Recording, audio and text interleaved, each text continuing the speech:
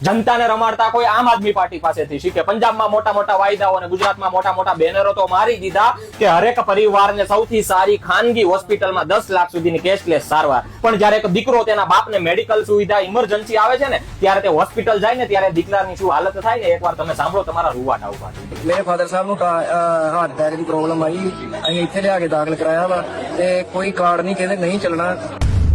MLA ਦੇ ਸਾਹਿਬ ਤੇ hospital ਵੀ ਅਸੀਂ ਗਏ ਆ, ਉਹ ਕਹਿੰਦੇ ਇੱਥੇ ਵੀ ਨਹੀਂ ਚੱਲਣਾ। ਤੇ ਇਹਦੀ ਐਡਵਰਟਾਈਜ਼ਮੈਂਟ ਦੇ ਕਰੋੜਾਂ ਰੁਪਈਆ ਲਾਤਾ ਵਾ, ਉਹ ਕੋਈ ਇਹਦਾ ਫਾਇਦਾ ਨਹੀਂ, 1 ਰੁਪਏ ਦਾ ਵੀ ਫਾਇਦਾ ਨਹੀਂ ਹੈ, ਇਹਦੇ ਇਹ ਚੱਲਿਆ ਨਹੀਂ।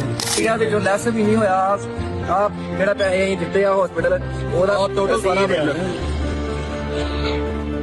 ठीक है। ये दावे सारे फूके है जी, दावे सारे फूके है जी। જ્યારે કોઈ યોજના અન્ય રાજ્યની ચૂંટણી જીતવા કે તેનો પ્રચાર કરવા માટે બનાવવામાં આવે તે યોજના કે યોજના વિશે લોકોને જાગૃત કરવા પાછળ ખર્ચો કરવાની જગ્યાએ ગુજરાતમાં તે યોજના થકી આમ આદમી પાર્ટીનો પ્રચાર કરવા માટે લાખો કરોડો રૂપિયા વેડફી નાખવામાં આવે છે। ત્યારે પંજાબની જનતાની આ જ હાલત થાય। પંજાબની જનતાનું અત્યારે શોષણ કરીને તે રૂપિયા ગુજરાતમાં લાવવામાં આવે છે અને તેનો આમ આદમી પાર્ટીનો 2027 માટે પ્રચાર કરવામાં આવે છે।